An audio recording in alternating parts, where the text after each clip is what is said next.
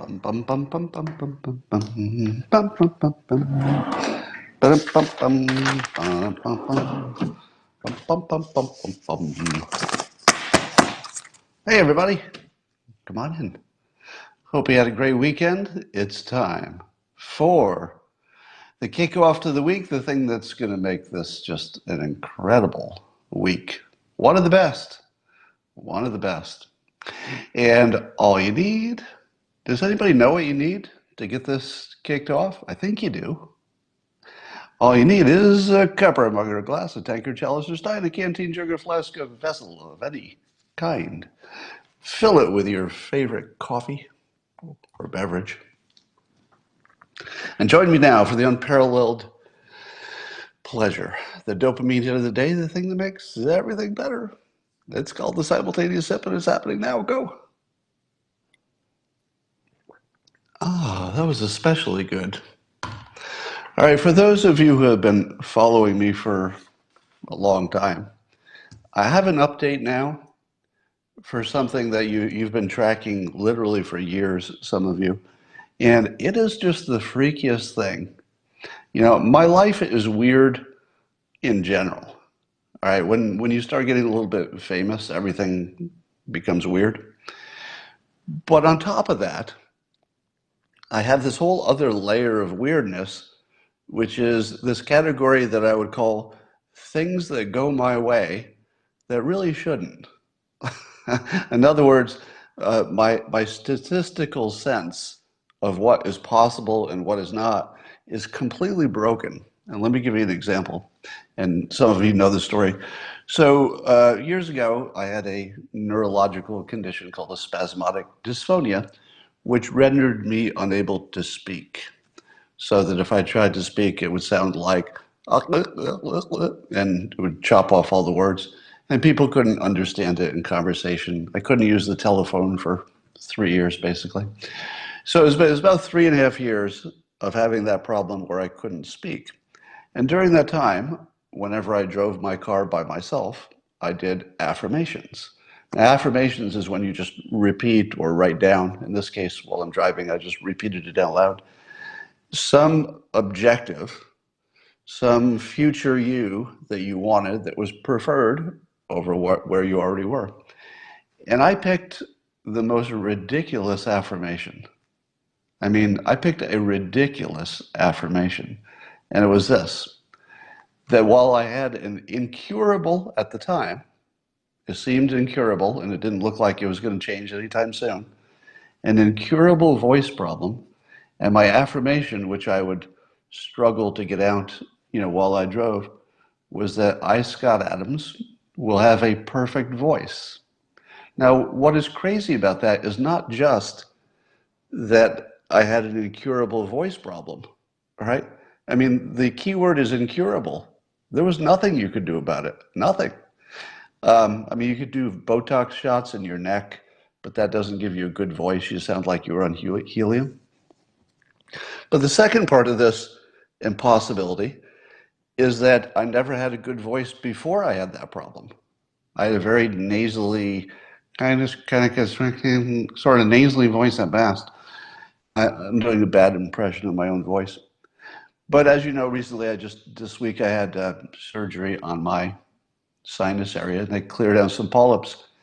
And I was listening to myself. I was recording something just this morning for the locals subscribers. And I recorded it, and I played it back, and I listened to it, and I thought, I think I have a perfect voice. And it's blowing my freaking mind because this wasn't possible. It's not possible that at age 63, I would have the best voice of my life, not even close. I mean, I'm talking about levels above the best voice I ever had at age 25, not even close. And if you told me that any of this was possible in the real world, I really could not have wrapped my head around this. But this isn't even the big part of the story. The big part of the story is my sense of what is possible is just completely broken. And it has been for, decades, really. Because when Dilbert first took off, I mean, the the odds of Dilbert succeeding, you probably know, were one in, I don't know, 20,000 or something. The odds of me writing a book without having any, prior experience as a writer and having it a number one best-selling book, what were the odds of that? Really? I mean, the odds are really, really low with that. And, I just got married to the most beautiful woman in the entire metaverse. And none of it seems possible. But let me extend this now into the news so it's more about you and less about me. Have any of you noticed that the things I tend to be persuading toward always seem to happen? Even weird things. And today's a good day to talk about that. How many of you remember it was probably in 2018 that I started saying almost, on a regular basis that we should decouple from China? Now, take yourself back 2 years and imagine that you heard this cartoonist saying we should decouple from China. What did you think about that? Didn't you think that was just the craziest thing? If you could pick one thing that wasn't going to happen, it would be decouple from China. I mean, that would be right at the top of anybody's list of things that just couldn't happen. And now we're doing it. What was the first person you heard tweet or say that TikTok, this enormous platform that's one of the most, if not the most popular thing among kids in the United States, and I said it should be banned in the United States? Did you think that was possible? Really? Did you think it was possible that TikTok would be banned when you first heard it? I mean, after a while, maybe it started sounding a little bit feasible. And then when the president started talking about it, you were like, yeah, probably so. But that didn't look possible to you, did it? If you're honest with yourself, that probably didn't look possible.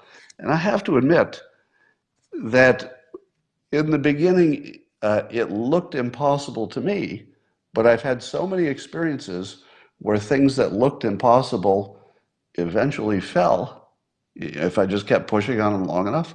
In the case of my voice, 63 years. It took me 63 years of pushing on this same rock to get it to the top of the hill. But damn it, I don't give up. I've told you this story before. I have let's say, an operating system within my brain that's always running. Regardless of what apps are running, there's always also an operating system below that. And the operating system, you all get to program yourself to some extent. Some of it you're born with, but you can reprogram yourself, through persuasion and experience and education, etc. And one of the things that I've programmed myself for, and I've told you this, is Prisoner Island. And it's a story that's not a real story, but I hold it in my head as my operating system. And it goes like this. Some of you have heard this, that if I were, let's say, convicted for some crime and I were taken to the island of prisoners where there's no law, it's just the prisoners rule on this island and they can't get off, and you drop me on the island, on day one, they beat me nearly to death. On day two, they beat me up again, nearly to death. Day three, day four, for several months, it's looking bad for Scott. Beaten up, almost to death every single day. But if you come back in a year, maybe 3, I'll be running the island and everybody who touched me will be dead. And that's my operating system. So when I see a problem like an incurable voice problem, I don't say to myself, well, it looks like the prisoners beat me up. I guess I'm done. I wake up the next day and the prisoners beat me up again, and the next day they beat me up again. And every day the operating system is running. It's like, I'm going to get you. I am going to get you. Enjoy today because it's coming back. I am going to get you. And today, It was just a special day for me because I chased this thing 63 frickin' years, and never once did I give up. Not even once. Not once did I think, I don't, that I really can't do it.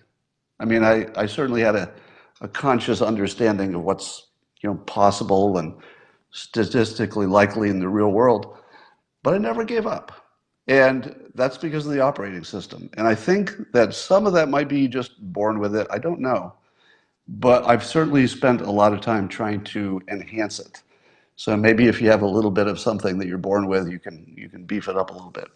But I would suggest that you find your own operating systems that work for you. Sort of a story. And it's good to put it in a story because stories are so powerful. That's um, you can actually program your brain with stories. That's why they're so powerful. Anecdotes are so powerful in the news. You don't want the George Floyd story to dominate your understanding of a big complicated situation because it's just one situation, tragic as it was. But it does because stories are what program your brain. So you can put your own story in there. And the beauty is you can just make it up. Prisoner Island is completely made up. But because I see it so clearly, I've held it in my operating system for my entire life that it's as real to me as if I had experienced it, you know, at least mentally. So the president's looking at banning TikTok, which looks like what that might be is that Microsoft would acquire it. Very interesting. Which I think is also a fairly brilliant workaround so that the kids still get their TikTok. And it probably would be an election problem if TikTok got killed before election day, because there's so many kids who'd be mad and complaining to their parents about Trump. It might actually make a difference. So it's good that Microsoft is looking at least taking that over. And I think Facebook's WeChat is also on the table, maybe for banning. And when you think about the fact that Facebook is banned in China, I don't know if I'd ever really paid much attention to this area, but the fact that China bans Facebook, but we have not banned their version of Facebook, what's up with that? To use the president's phrase, what's up with that? That's obviously something that had to be fixed. Either China needs to loosen up on Facebook, or WeChat's just got to go. You can't live in a world where a country will ban your stuff and you're not banning their stuff. You can't live in that world. That's just not a well balanced world. It's got to be both or none. So WeChat has to go. There's just no. I would say that's not on the table for serious discussion. That has to go. That's a no brainer. It might be difficult, but it has to go. It really does. So MSNBC pundit, can I call him that? Ali Velshi, he might not call himself a pundit, so I won't label him. I'll just say he's a MSNBC person. A host, would you call him a host of a show? I'm not sure if he has a show or he's a regular guest. But anyway, he says in a tweet, imagine being president and knowing that discussions are actively underway about whether it's going to fall to the Marines or the Secret Service agents who surround you to remove you from office if you refuse to leave after losing the election. It's hard to believe that a serious public figure would send this tweet. I suppose we're in a world where nothing is off the table. But I tweeted back that this sounds like a mental health problem. Now, not specifically about Ali Velshi, but he's talking about other people talking about it. So whoever is talking about President Trump not leaving office willingly doesn't understand anything. That is such a basic misunderstanding of the world we live in. Um, now, now, certainly there's a question of, let's say the election is genuinely just messed up. So I can imagine a scenario in which the election is just unambiguously, it's just messed up, and nobody even doubts it. The left is sure, it was rigged, the right is sure it was rigged, foreign countries are sure it was rigged. So there is a scenario in which the election just doesn't work. So yeah, I could imagine some scenario where the president would have to, I don't know, stay on for 6 months until we have another election, see if we can do it right. I don't know what that would look like, but even that would be temporary. I mean, there's no scenario where the president's going to just try to stay, and install Ivanka as his heir or Don Jr. or something. That's not going to happen. Let me tell you why that's not going to happen. Because there's this thing called conservatives. Have you heard of them? Have you heard of conservatives? They like this thing called the Constitution. And the Constitution's pretty clear about this election business. And if you think that conservatives, there are crazy people everywhere, but as a whole, if you think conservatives would be okay with a president, even their own president, losing an election and staying in office, I don't think you understand what a conservative is. Yeah, that's the opposite of his party. Now, of course, they'd be sad. They might, put up an argument for why he should stay there. But I'll tell you what's not going to happen. What's not going to happen is somebody having to militarily remove the president from the White House. There's no adult scenario in which that can happen.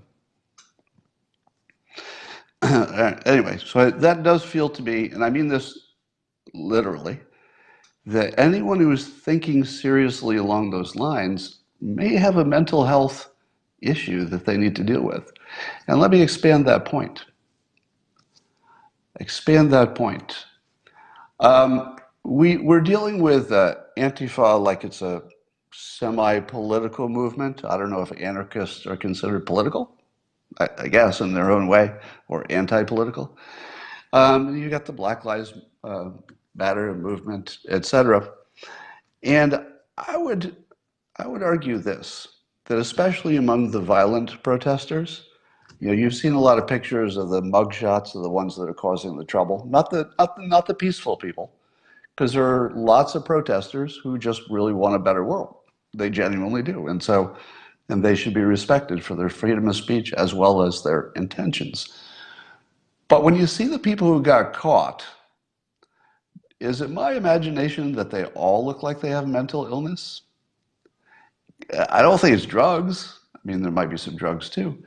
But it looks like that we're treating a mental illness problem as some kind of a political movement. Antifa is about 80% mental illness, in my opinion. Now, Black Lives Matter is not. Black Lives Matter, in my opinion, shows not even a trace of mental illness. Would you agree? You could say their priorities are different, or what they want is reasonable or unreasonable. Those are all fair questions. But I've never seen anything come out of Black Lives Matter from an actual black citizen of this United States that looked even slightly crazy, right? It just seems like different priorities, different understanding maybe than you have about what needs to be done. But none of it looks crazy. It looks completely reasonable for their point of view. Antifa doesn't register that way to me. Because first of all, what the hell is anarchy? What is anarchy exactly? If you were to sit down, and I don't recommend it, but if you were to sit down with one of the Antifa, let's say a leader or even a member, and say, all right, I get what you're trying to do, but can you describe how that works out for you in the long run? Describe your life after you get what you want. What's it look like? Because I think the government is gone, right? That's the whole point of anarchy. And I think law and order are gone, which means the food supply is gone, which means the anarchist dies. So the anarchists in Antifa, in my opinion, have mental illness and they are suicidal, but they're not very brave, or they're not brave enough, or they don't have whatever it takes to, I'm not going to, let me withdraw brave, because I don't want anybody listening to this to think that this would be brave to end their own life. That's not the message I'm trying to tell. I'm saying that the Antifa people look like they want to end themselves, but the way they're doing it is by playing out like they're ending the United States. There's nothing on the end of that process that they would want. They're not saying, when we get this, it'll be a good world. It really is just, let's break everything and maybe I'll get killed in the process. It looks like that to me. So I think maybe it would help us to imagine the Antifa as more of a mental health issue mixed in with some domestic terrorists and some people who have actual plans for power, I suppose.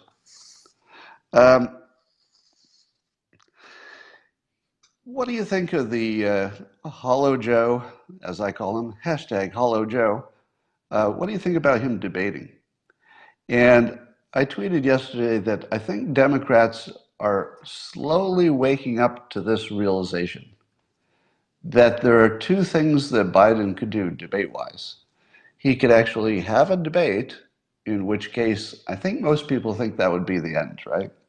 Because Biden seems pretty good when he stays on script and he has friendly people asking him easy questions and he's got his notepad. But what happens if you put him in a debate with Trump and Trump throws him off the path? And how long would that take? It would take 1 second for Trump to push him off his game, because his game is very narrow now.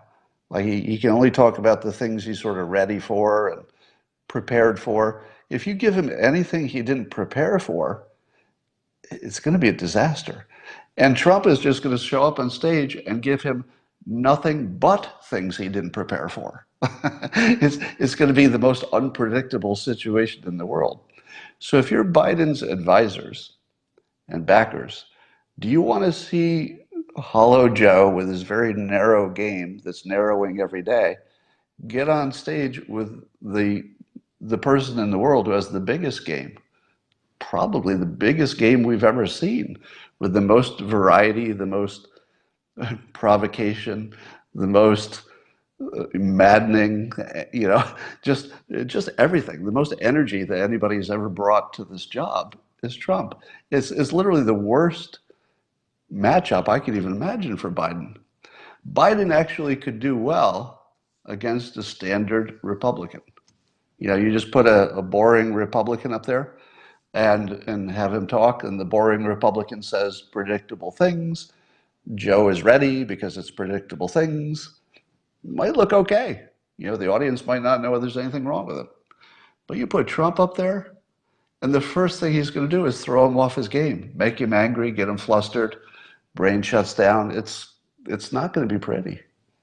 But what if he doesn't?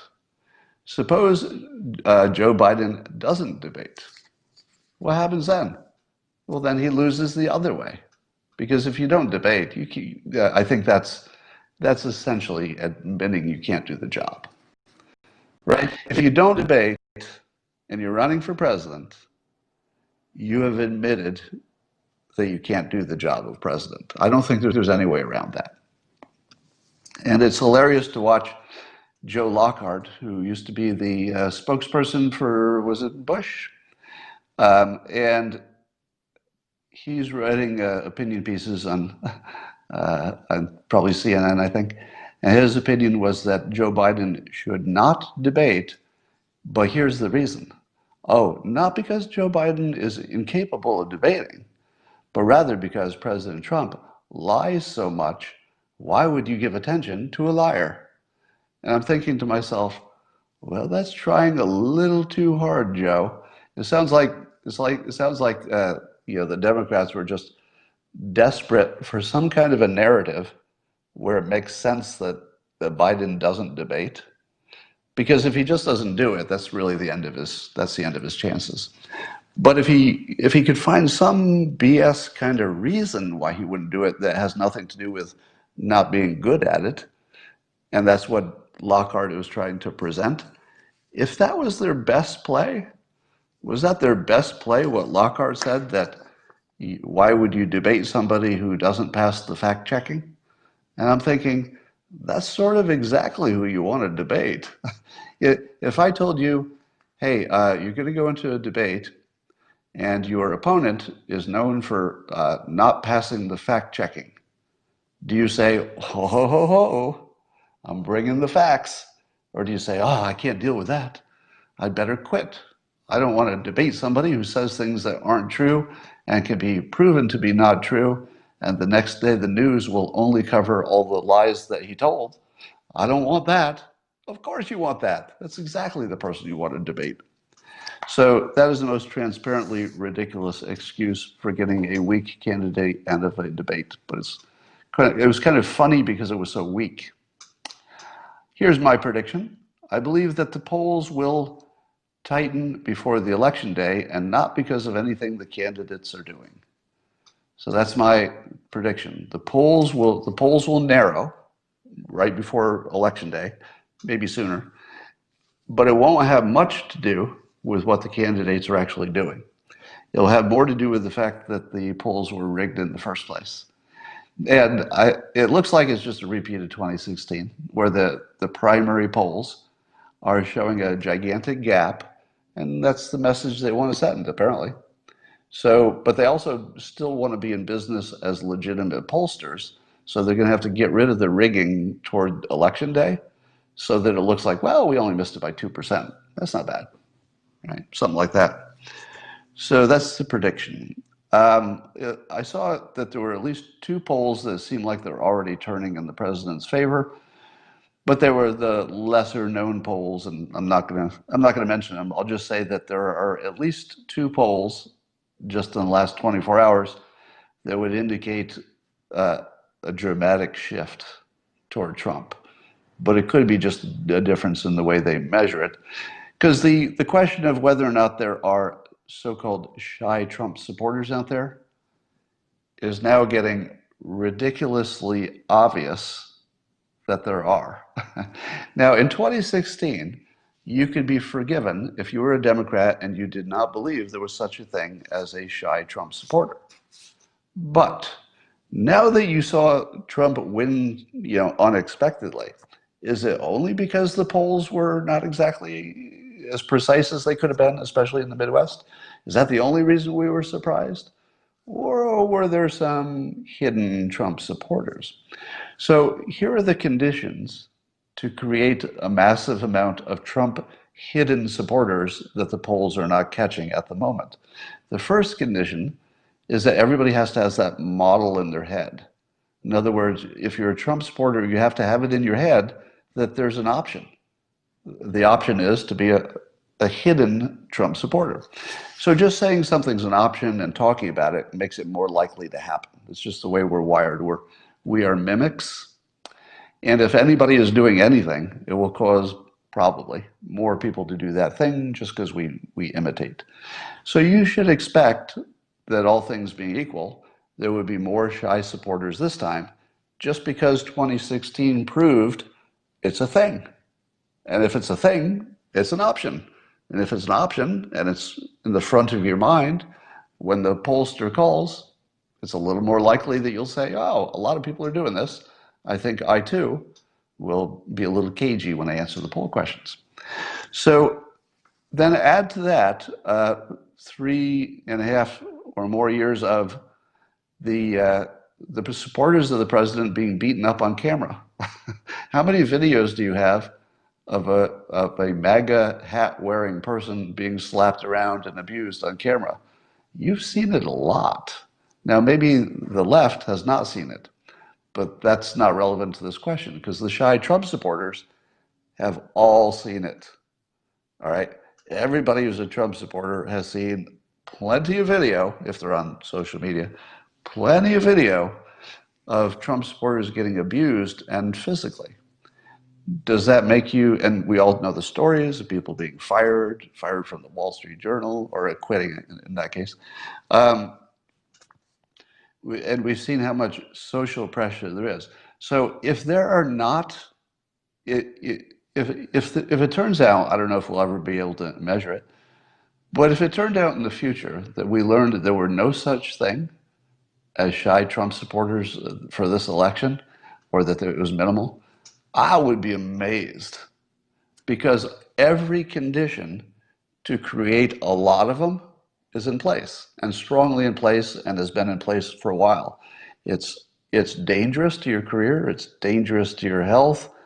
You know it's a thing, you know you can easily do it by lying to the pollsters. It's a thing. Trust me, it's a thing. And I believe that the folks supporting Biden are slowly worrying that it's a thing. I don't know that they're convinced. They still might believe the polls, but they're worrying about it. It's starting to get in their head, and I'll bet you'll see a lot more about this from people trying to deny it or whatever. But it's definitely in their head. And they also know that Biden can't survive either the debate or the skipping of the debate. So they basically have a dead man candidate walking. Now, let's get to the vice president pick. My certainty that it would be Kamala Harris has been challenged recently, but not for the reason you think. Now, I do know that there's a lot of buzz about Susan Rice, et cetera. I have trouble thinking it's going to be Susan Rice as vice president. And the problem is that she's got the worst case of RBF any politician ever had. And you know what I mean, right? You can Google RBF, which is basically a resting face that looks unpleasant. Now, when she smiles, she looks very pleasant. And apparently, I saw a report that she's smiling more, maybe because she's jockeying for the VP job. But she has a unfriendly look that is frankly scary. I saw Karen Bass recently on an interview, and I think the Cuba stuff is pretty bad. I don't think she can get past that. So my guess would be, well, let me give you the big picture. There are two things happening. One is we think that the vice president pick for Biden will be important because Biden may not be a two-term president. Well, actually, he said he would not be a two-term president. And that puts that person in the first spot to be considered as, to run for president next time. But here's what's different. I think Biden is failing faster than maybe we know, and that his advisors may be calculating this. They may want to pick a vice president that is not Kamala Harris, wait for it, so that when Biden is replaced before Election Day, they can bring in a top-tier candidate who's more like the presidential candidate.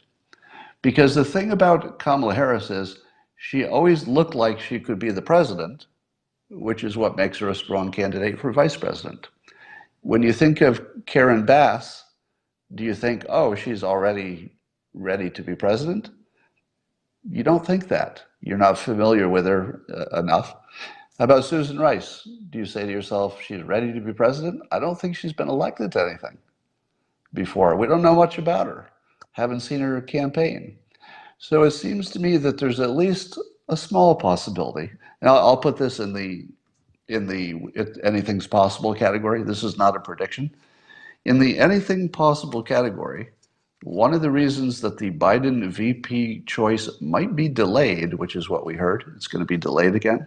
It could be that they want to put in a strong vice president, but not one who's too strong, because they might want to save their strongest candidate, which in my opinion is Harris, to replace Biden himself at the top of the ticket before the election. Nobody else has told you that, have they?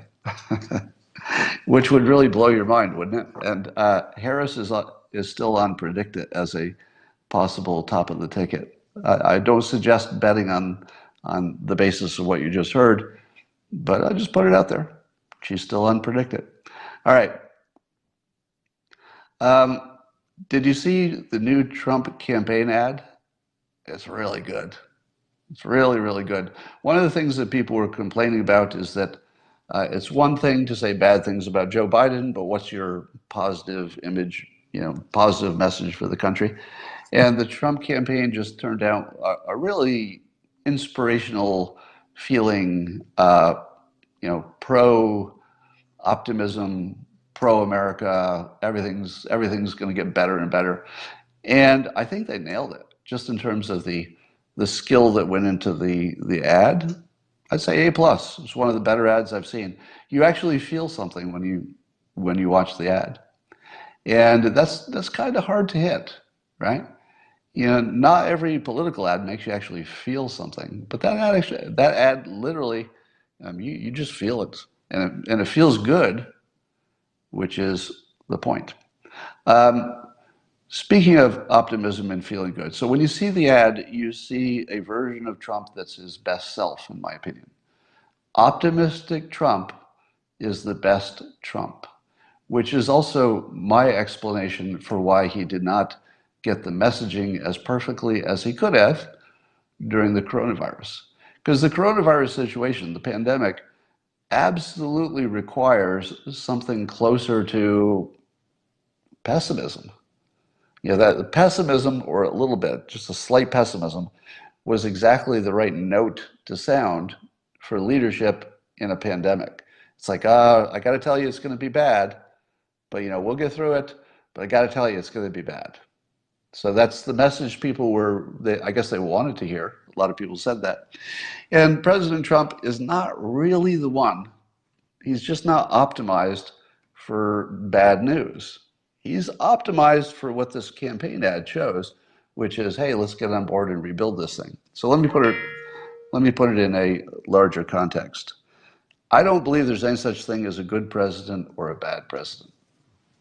I believe that what you need is a president whose talents are the right match for the times. And that's why I was more pro-Obama than probably just about anybody who's watching this right now, uh, because I thought he was a good match for the times. And I think Trump is a better match for these times, with the exception of the pandemic. He was not a good match to that. So if you say president is good or bad, I think you're missing the larger picture, that they're all good. I mean, by the time you become president of the United States, you're a high functioning person. You're smart. You care about the country. They're all in that category of smart, capable, successful, care about the country. I think that's all about equal. But they are different in how they fit. So, in my opinion, President Trump was not the best messenger, and I'm talking only about the message part. He was not the best messenger for the coronavirus stuff. But as we're getting closer to the other side of it, I don't know when that's going to come, but we're certainly getting closer to the end of it. Um, who would you rather have as president to rebuild the economy? I mean, think about it, seriously.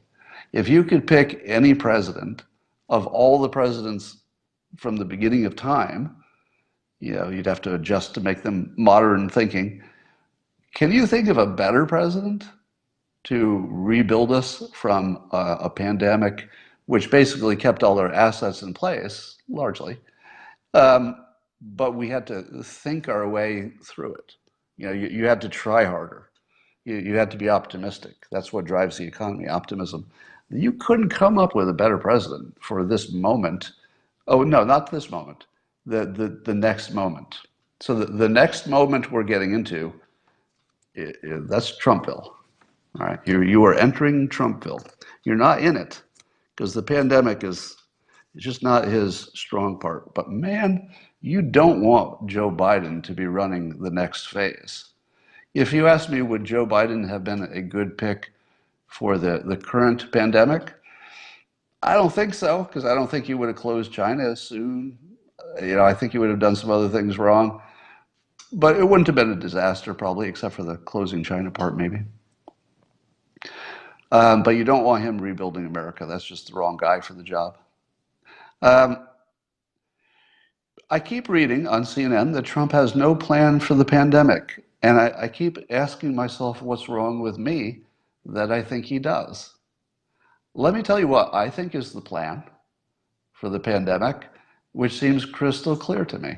And I don't know why it's not crystal clear to everyone, because we're all watching the same news. I didn't go research it. I just watched the news. completely clear plan of how the United States is handling the pandemic. Now, do you think it's clear?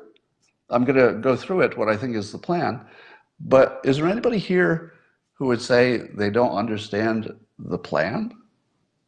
I want to see in your comments when they catch up to real time. So here's what I think the plan is. They were always very clear from day one that keeping our healthcare system intact was going to be, and keeping people fed were the top priorities. Everybody's on board, right? It was very clear. We're going to make sure we feed everybody, and we're going to make sure that the healthcare doesn't collapse. And then we executed that plan. Did it work? Yeah, yeah.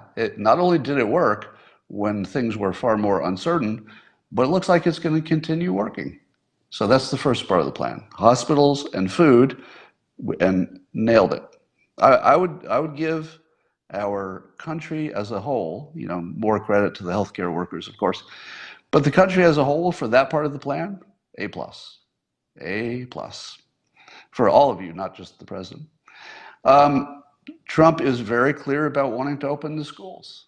How much clearer could the president be that he wants the schools open? How is that not completely clear? Now, the states, of course, have individual, powers that they can do what they need to do, but it's also clear that the president has acknowledged that the states are the ones to make those individual decisions. But he's giving very clear guidance about the federal priorities. And I believe that that is correct, because states have a slightly different mission than the federal government. The states are not responsible for national defense. President Trump is responsible for national defense in addition to everything else. States don't have a national defense motive. They're more about making sure you got food and medicine and stuff. And I would argue that Trump, from the national defense phase, trying to keep schools open, keeping the economy as open as we can, with some pullbacks as needed, those things go right to national defense. And the president's completely clear about them. Got to get kids in school, got to keep the economy, humming, which helps to have kids in school, and that the economy is sort of the lifeblood that makes everything else possible. And if you break the economy more than it is, then nothing works. Nothing works. So from keeping the whole country intact, it makes complete sense that the president's preference for opening the economy, opening the schools, with casualties. With casualties. Nobody's kidding themselves. There will be casualties, but also casualties no matter what you do. So I think that's clear. And it also makes, as I said, perfect sense that the federal government has a different view of it than the states, and they have exactly the views you'd want them to have. You want the states focusing on the people. You want the president to focus on the people, but also national defense. So there's your difference. The president has said forever, as have the experts, that we're going to rapidly adjust. We're going to try it, adjust, try it, adjust. Have you seen that happen? Yeah. Yeah, we've tried things and we've adjusted. Tried things and adjusted, still doing it. Is that smart? Is that a good plan? Yeah, that's not just a good plan. That's like the best plan. You come up with a better plan in the face of complete unknowns. Come up with a better plan than trying things and quickly adjusting. There isn't one. That's the plan. It's the best plan. It's the only plan. And then, but there's this bigger question about, sort of an end point. How does this get resolved? Is any of what I've talked about getting us to something that could be described as an endpoint we're trying to get? Because I think that's where the disconnect is. And here's my take. Although this may not have been said explicitly, it seems obvious to me that the priority is to keep the economy alive as long as it takes to get to any combination of herd immunity, therapeutics that really kick butt, or a vaccine that really works. But the therapeutics and the vaccine are optional. You get that, right? So the plan is to get all three of those things in a good place. Get your some herd immunity, some therapeutics, some vaccines. We don't know, what that mix will be or exactly the timing, but it's very clear that with this warp speed process that the president put together, that's crystal clear that we're rushing. I don't want to say rushing. We're speeding the vaccine thing, trying every therapy, funding everything that looks promising, just throwing the kitchen sink at anything that could work. But if none of it works any better than what we already have, if we never get a better therapeutic than we have, if we never get a vaccine, it's still the same plan.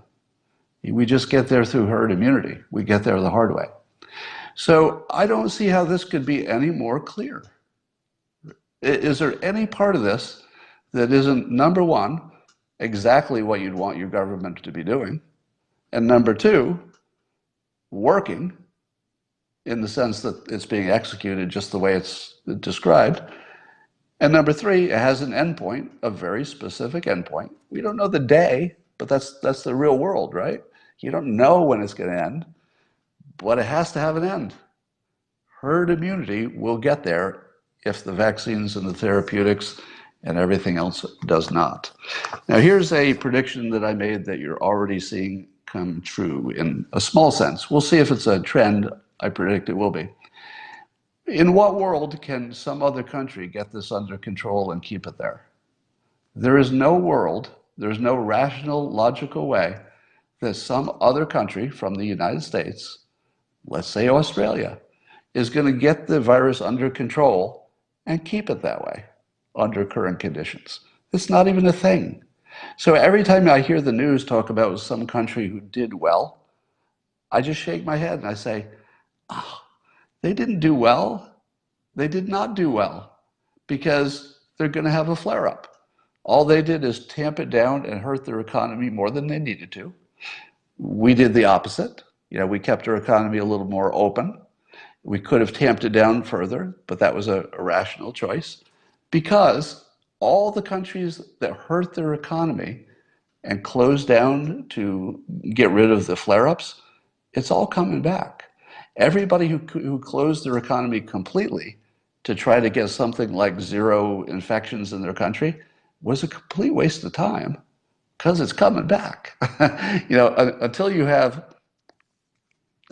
some technological breakthrough or something, I don't think it's going to happen quickly enough. So you're going to see flare-ups in other countries that by election day will make the president's performance look better by comparison. Because remember that the curves are not timed with each other. So at the moment, Australia is having a pretty bad flare-up. And they have somewhat draconian measures. Apparently only one of your members of your household can leave the house once a day. What? Somebody says apologist. You must be new here, Miles Carney. So somebody's calling me an apologist. All right, you get blocked for that. But I decided that the lowest level of political understanding is calling somebody an apologist. Well, calling me an apologist would be the lowest level of understanding. All right. So are you following the AI stuff? There's a artificial intelligence program, I guess you could call it, called GPT-3. I think this is Elon Musk's and other people's. And it's available to some people who are playing with it, and you get to see the results. So I've seen the results of a number of experiments. And the idea is that the AI is now so smart that you can ask it to do a lot of different things, and you don't know exactly what's going to come out of it, which is the freaky part, that you don't quite know what it's going to do because it's sort of making up its own mind how to deal with your request, and it can do some amazing things. One of the things that was demonstrated is it was writing its own ad copy for a product, to which I say, to which I say, That's pretty freaky, isn't it? Writing advertising copy with AI. Now, what it did was, I guess they seeded it with one statement about their product, and then the AI gave it a variety of different options that say the same meaning, but they use different words and different emphasis. And there's a second part of that, which is that the AI can then rapidly test it in the public. So now that you know that it can give you different advertisements, it could arrange them on a page differently, it could change the words, it can go test that with 1,000 people while you're sitting in front of it. So you could be sitting there saying, all right, AI, fix my advertising. And you'd watch the screen, change until there's several different options and maybe photos and arrangements and stuff. And then you could say, all right, AI, go A/B test until you have the best one. And it would take 5 minutes for it to have tested all of its messages around the world, by running ads just to see what people click on. And it would tell you the best one that would just absolutely rewire people's brains. And it would do it in 5 minutes. And you wouldn't have to do any work. You would just sit there and say, give me an advertisement, go test it. That's scary stuff. Now, if you're thinking that the robots are going to take the manual jobs, well, of course they will. But they're also going to take the copywriting jobs, the advertising jobs. I think the advertising industry's got some challenges coming. Do you know Bernard Kerik, Bernie Kerik? Was he the police chief in New York City at one point? And he said this, which is really interesting. He said, must begin looking at who is bailing out these people, meaning Antifa and the protesters. I strongly believe you're going to be able to connect the dots back to their organizers and funders, making this a federal crime. Now, I don't quite know the legal details of that, but I think he's saying that if it's more of a conspiracy looking, what is it that they use for the mafia? What is the rule? There's a law they use for the mafia where if it's more of an enterprise, the feds can go after it than if it's just one person acting alone. So, and I thought to myself, that is really interesting, because what if this is a thing? Suppose we do find that whoever is paying for the bail for these people are connected and organized. Does that mean the feds can take down Antifa? I don't know. Somebody tweeted a little clip from Marshall McLuhan in 1968. And now, if you're a certain age, you've heard that name, Marshall McLuhan. In the 60s, he was super famous as being sort of the intellectual who would talk about how the media was programming us, basically. And Marshall McLuhan said this, which I'm going to disagree with. He said, when humans face too much information, they resort to pattern recognition. And then went on to say that the world is getting more complicated, so therefore people can't sort out the complication, so they just default to pattern recognition. And when I first read it, I thought, I feel like this is half right. I feel like it's RICO, thank you. It's the RICO laws. I'm wondering if that's what Bernie Kerik was referring to with wrapping up the Antifa people as an organization. RICO, thank you. So Marshall McLuhan says that when we have too much information and we resort to pattern recognition. Pattern recognition, of course, is confirmation bias if you do it wrong. If you do it right, then you're just being smart. If you do it wrong, it's confirmation bias. And I would like to modify Marshall McLuhan's opinion because I think it's dated. He said this in 1968, and it sounded brilliant and probably quite provocative back in those days. But here's what I think he gets wrong. It has nothing to do with how much information people have. It has nothing to do with how confused you are or how much information you have. We always use faulty pattern recognition, and then we explain it to ourselves as if we had made the decision logically. The only time that we use logic is when the situation is really simple. and there's just no emotional input to it at all. So I think he was close to the truth, but I don't think it has to do with how much information you're dealing with. I think we're just always looking for the pattern recognition, and we're not necessarily good at it. So I tweeted something that I thought I would get more pushback from, and didn't. I don't think I got any. Imagine what I'm going to say right now that I got no pushback from, that I've seen, and tons of retweets. So this is very popular with nobody pushing back yet.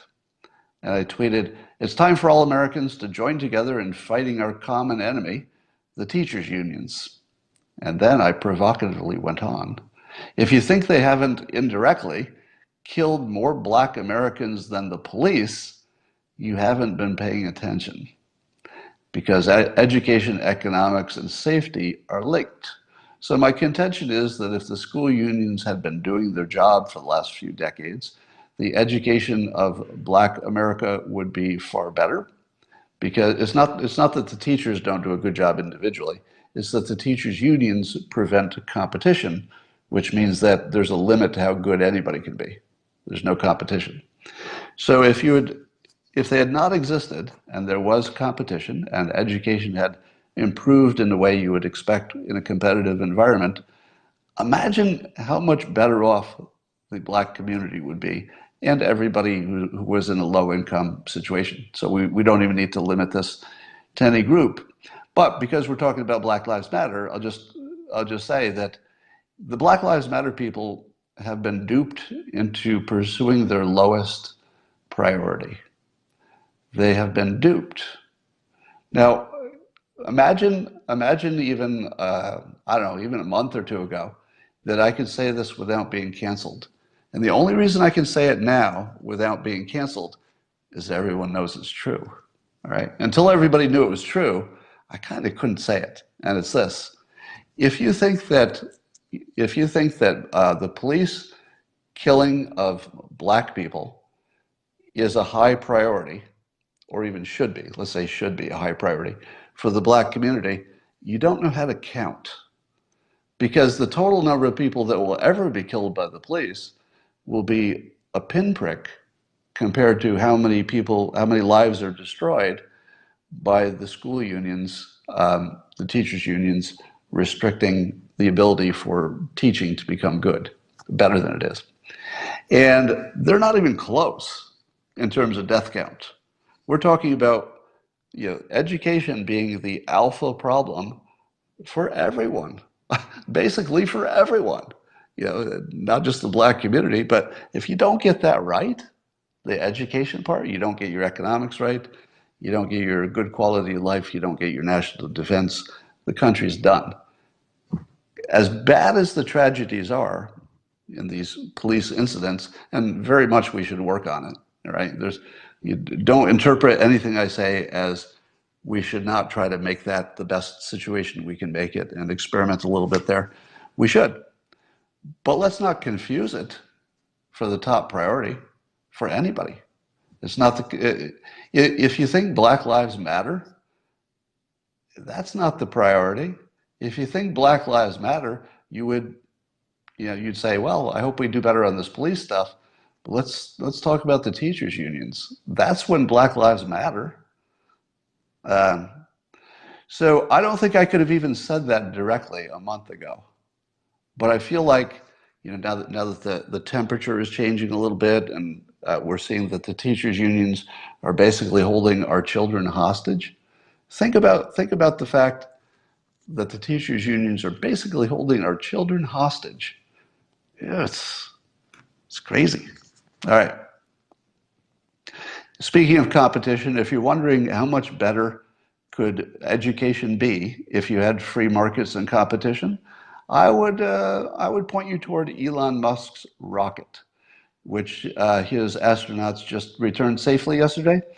And I may have the numbers wrong, but it's something like this: the mission that he accomplished for less than $1 billion was something that NASA said would cost $26 billion.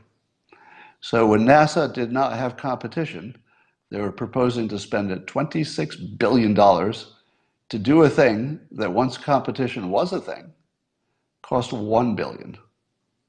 That's the size of the potential gain in education. And I think he did it years earlier than NASA was going to do it. It wasn't even close. All right.